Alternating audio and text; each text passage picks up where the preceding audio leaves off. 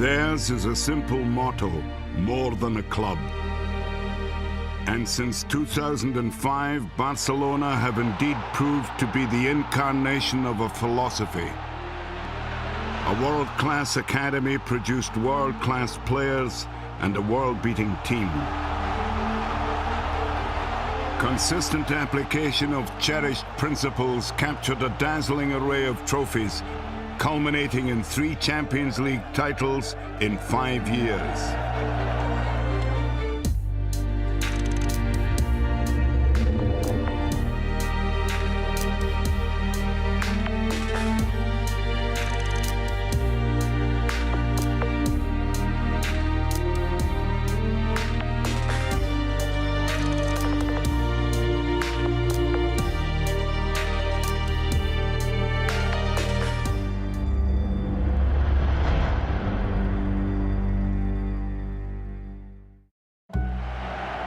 In 1992, Barcelona finally emerged from the shadow of their arch-rivals Real Madrid, who had won the European Cup 6 times in its early years. Leading Barcelona to that success was Dutchman Johan Cruyff. I'm different than a lot of other people. Let the people come to the stadium and let them enjoy themselves. I mean, when I go to the stadium, what do I want to see? I like to see a goal, I like to see a nice action. I like to see somebody who treats the ball very well, who does something nice, and that's what we did. Ronald Koeman's free kick gave the Blaugrana a 1-0 win over Sampdoria and their first ever European Cup. It was a club which almost 100 years existed, never won it. And now you didn't only win it, but the way you won it. And it was not one day you played good, no. A lot of years together, steady working, controlling the whole thing, kept people in place. Embracing this philosophy, Cruyff's Barcelona were dubbed the Dream Team. They won 4 successive Spanish League titles from 1991. And foreign talents such as Risto Stoichkov, Koeman, and Michael Laudrup helped to ensure that when Cruyff stepped down in 1996, his legacy would be lasting. It's a question of to get the philosophy going. And it was a pity that I couldn't finish that off, because I think with a great team, a very big team, always counts on the people from their own club. I think almost impossible for a long time, let's say 2, 3, 4 years in a row, to buy people. The Dutchman was missed. By 2003, the club had added just a European Cup Winners' Cup in 1997 and successive League and Copa del Rey titles. But one man's childhood worship of Cruyff would rekindle ambitions of greatness. When Johan came to play for Barca in 1973, we were 10. We used to get our hair cut like his. We copied his running style. He really created a social revolution at Barca at the time. 30 years later, that youngster was elected club president, and his strategy for success was clear. We opted for a footballing revolution. We decided to return to the footballing philosophy that we thought was the best for Barca. And that philosophy is based on Johan Cruyff. The way you win it, the way you play, and the way the people talk about you. They don't talk about you, no, you won the game. No, we enjoy watching. And once again, enjoy watching the games from Barcelona is much more important than only winning. A lot of Barcelona fans used to come to our headquarters, where our electoral campaign was based, and asked us to change things. And the truth is that we created a mini revolution at Barcelona. People suddenly regarded Laporta as what we call here foc nu, a breath of fresh air, because he would eradicate everything and offer a fresh start. Laporta began by replacing manager Radomir Antic with Dutchman Frank Rijkaard. It was a controversial decision, though. We were convinced he was the ideal manager. But, yet again, public opinion was trying its best to ensure that our project to revolutionize the club didn't work. Ronaldinho, who arrived from Paris Saint-Germain for 30 million euros, would play a key role in the Laporta revolution. What I did say was that we would lead Barca to the forefront of the footballing world. And for that to occur with our project, we had to sign one of these three players: David Beckham, Thierry Henry, or Ronaldinho. It turned out to be Ronaldinho. The Brazilian immediately endeared himself to the Camp Nou faithful and became the figurehead of Laporta's new Barca. Ronaldinho brought back the enthusiasm that Barca needed. We needed a catalyst like him to make our fans excited again. He got across exactly what we wanted to portray from our young boardroom, which was happiness, excitement, enthusiasm, talent, a new way of playing and entertainment. With Ronaldinho inspirational, Barca finally ended a 6-year trophy drought, winning the Spanish League title in 2005. It was the way that we played from the second half of our first season. Back then was when the team adopted the footballing ideals that we were trying to implement. That philosophy, that football philosophy based on Cruyff's mentality and his way of understanding the game. Playing 2 touches and then attacking. That league title served to confirm that we were doing things right. And then we started to imagine that the future would be memorable, that the future could be very good indeed. A priority for the future was La Masia, the club's youth academy. Laporta's policy was the antithesis of Real Madrid's commitment to their Galacticos. And for Barcelona, it was a policy that would reap handsome rewards.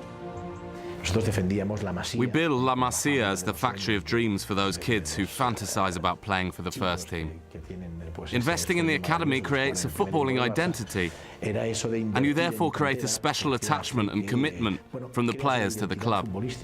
That's because they've been with us since childhood, and ever since they were small they've been playing the same style of football and identify themselves with the philosophy and what the club is about. They show you how to perform at school, how to adapt to a playing style that they've been using for many years, with some very precise, specific exercises. It's nice. You improve very quickly in a short time. 2 of La Masia's rising stars were Andres Iniesta and Xavi Hernandez, a midfield pair who would be crucial to the club's surge to the pinnacle of football. I've been lucky enough to be brought up on the Barcelona ethos, which has taught me the value of being part of a team. Today for you, tomorrow for me. Those qualities are essential for life in general. But it was Lionel Messi, a young Argentinian nurtured by the club since arriving as a 13-year-old in 2000, who would surpass everyone else. Imagine how much we would have to pay to sign Messi, Iniesta, Xavi, Puyol, Piqué, Busquets or Pedro. With the yield from the La Masia production line peaking, the following season Barca retained their league title, finishing 12 points clear of second-placed Real Madrid. The team had everything. It had a very strong attacking mentality and was highly effective up front. It was an unstoppable team. We were coming off the back of a disappointing period. So we were all absolutely delighted. And that took us to Paris. In Paris, Barca met English club Arsenal in the final of the Champions League. Just 18 minutes in, Arsenal goalkeeper Jens Lehmann brought down Samuel Eto'o. He committed a foul and got sent off, so Barca played the whole game against 10 men. Nevertheless, Arsenal went in front.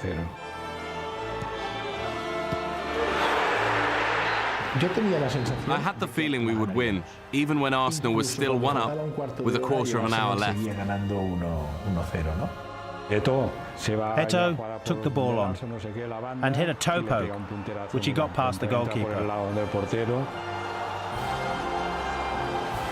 It was the typical situation whereby the team conceding the goal becomes cautious and the team that's just equalised goes on the attack.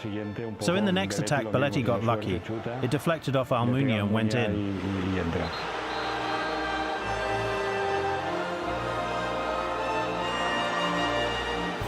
It's a final that Barca won by sheer desire, not by playing great football. Ronaldinho didn't play well. Generally, it wasn't a good game, but it was an exciting one.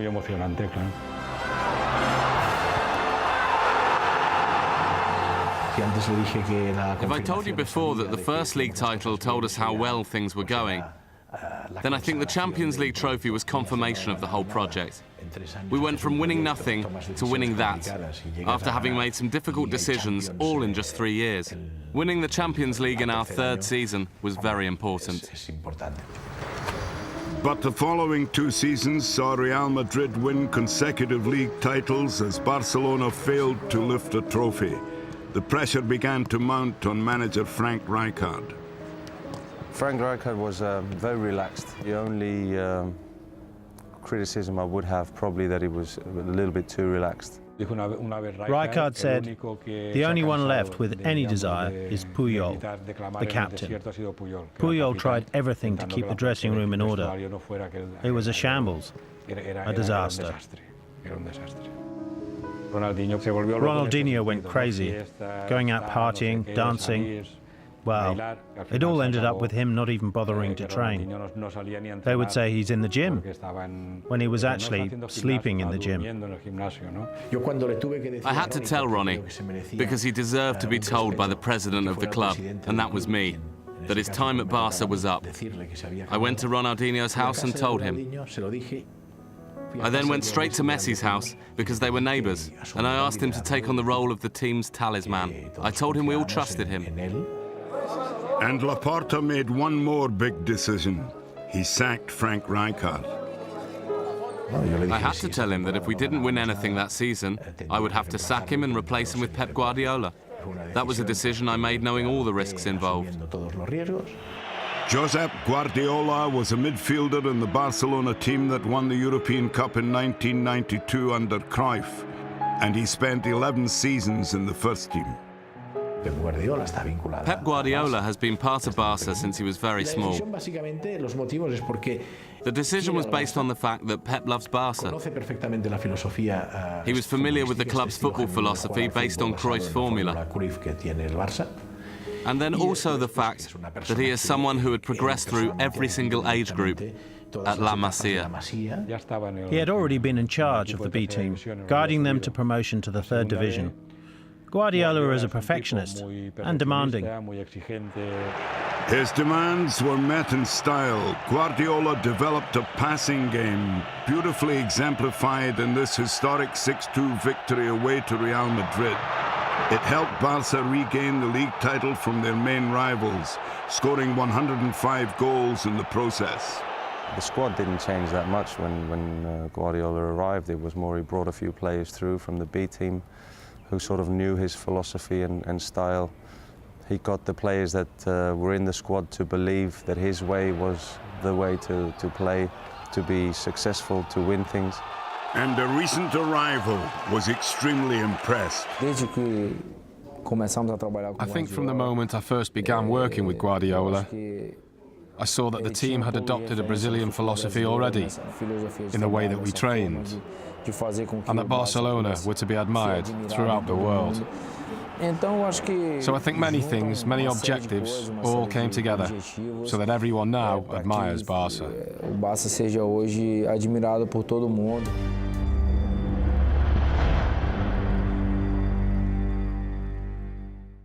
In the summer of 2008, an important thing happened. Puyol, Xavi and Iniesta won the European Championship in Austria and Switzerland. Xavi was named player of the tournament after having had a horrific year with Barca. So Xavi came back to Barca with newfound confidence. And Messi exploded onto the scene. He'd been knocking on the door, but because of circumstances, injuries, he hadn't been consistent. But then Messi took off.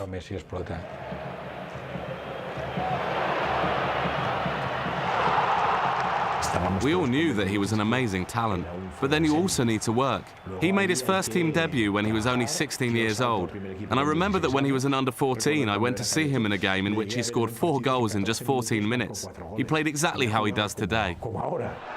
The little Argentinian scored twice in a 4-0 annihilation of Bayern Munich in the first leg of the Champions League quarter-final, a result that reverberated around the football world. Barcelona totally outclassed them. They left them dumbfounded. Barca definitely left them in shock.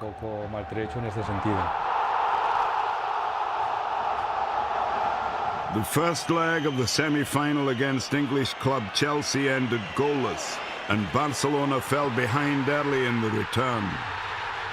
Barca could have been knocked out 25 times, because Chelsea had numerous chances. The referee could easily have awarded them 2 penalties. Barca only stayed in the game due to luck. But deep into injury time, Andres Iniesta conjured a dramatic and decisive away goal. When Iniesta scored, Barca was destined to win that Champions League.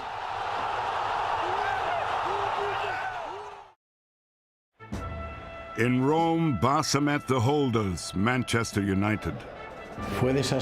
It was one of those finals that was just a party for Barcelona.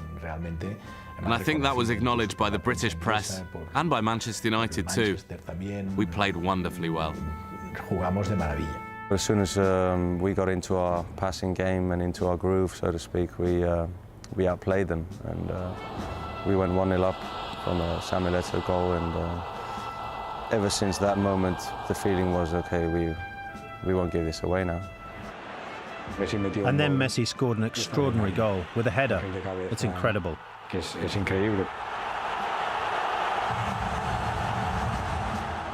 Messi isn't tall. If he walked past here, we wouldn't see him. The world opened its eyes to this system. This genuine style of playing the game. Barca's style is a model, a football formula. It offers you entertainment, but it's also effective and efficient because it brings you titles. To be in Rome and to make football look like art, as Barca did, was very emotional. But it was bittersweet for Samuel Eto'o. He scored 152 goals for Barca over 5 seasons, yet Guardiola ushered him out of the Camp Nou. Guardiola doesn't like people with personality. He wants a dressing room with good boys only. That's all right, but you also need a player with big character on the pitch. And Eto'o used to give character to the team. A winner, a fighter.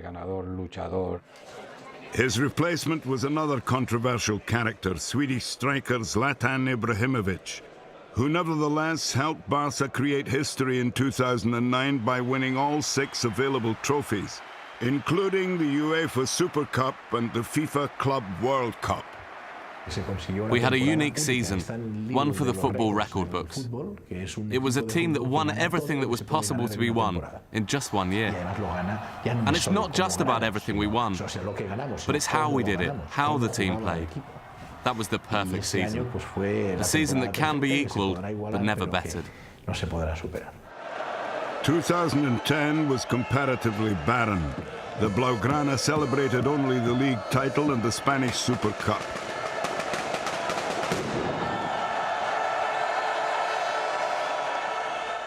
And in July that year, Laporta stepped down as club president and was replaced by one of his original directors, Sandro Rosell. 10 days later in the World Cup final, Barca's Andres Iniesta scored a dramatic winner to give Spain victory over the Netherlands in extra time and a first World Cup triumph. The nation owed a debt of gratitude to Barcelona. 7 of the Blaugrana played a part in the final. Back with their club, those players and their teammates continued to win trophies.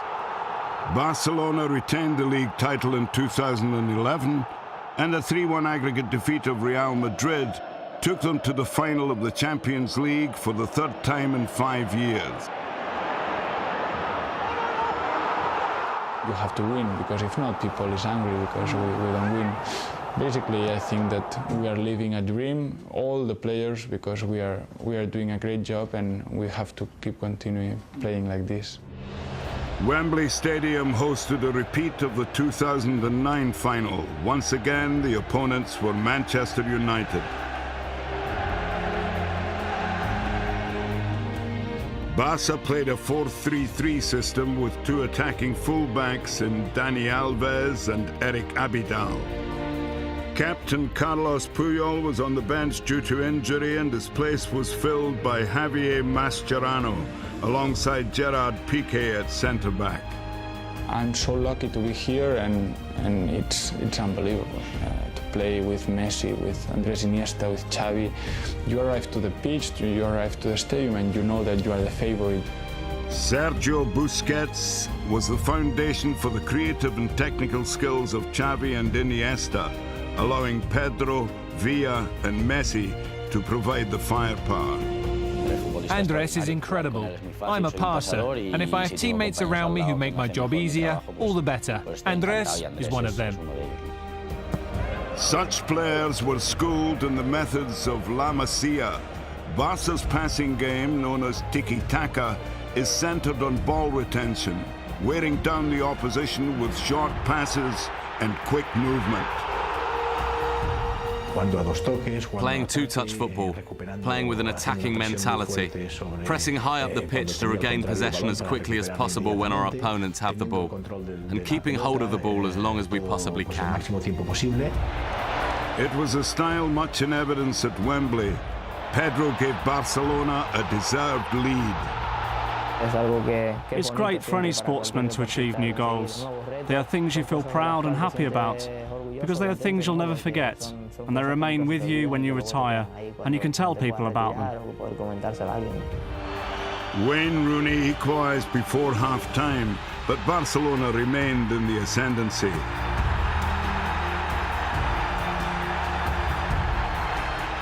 They retook the lead early in the second half when Lionel Messi struck his 53rd goal of the season, a club record.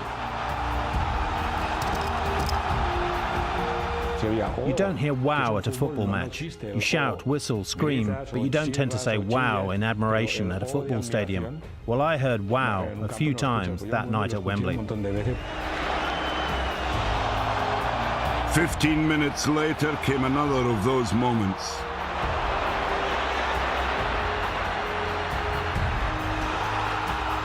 David Villa produced an emphatic finish to make it 3-1 to Barcelona.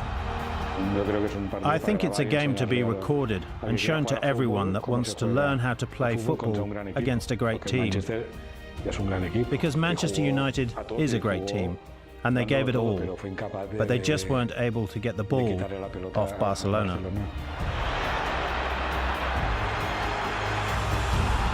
Barcelona were champions of Europe once again.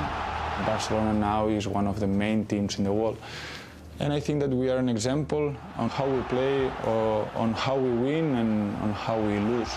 When you are a football player and you are lucky to win all these titles, when you win these titles you feel like you are complete inside. In April 2012, Guardiola announced that he was resigning as manager at the end of the season. 4 years is an eternity to be the coach of Barcelona. An eternity. And I don't want to sign a long-term deal, one that wouldn't allow me to make my own decisions. Guardiola signed off by leading his team to the Spanish Cup and the FIFA Club World Cup. His replacement, in line with the La Masia policy, was his assistant, Tito Villanova, who helped the club recapture the Spanish League title in 2013. In 8 years, from May 2005 to May 2013, Barcelona won an incredible 20 trophies, including those 3 Champions League crowns, 6 Spanish League titles, and 2 Club World Cups. Success owed much to the best of youth development combined with a shrewd transfer policy. But most important was the core philosophy. It made Barcelona one of the greatest teams football has ever seen. It's a privilege to be part of this history and these victories. If we stop now and we start to count what we have achieved or what we have done, I think that it's a big mistake now. I think we have to keep continuing our way to winning things. At the end of the day, the aim at Barcelona is to win. Not just to win, but play well and try to make the fans feel proud of the team. All this is magical fulfillment for a lifelong supporter who worshipped one of the game's true greats and saw all his dreams come true. Johan Cruyff is the father of all of this. He's the inspiration behind it. It has been the best team in Barca's history and also an example to the rest of the world. So being the president of that makes me really proud. It's an honor, and I'm extremely grateful to everyone who made it possible.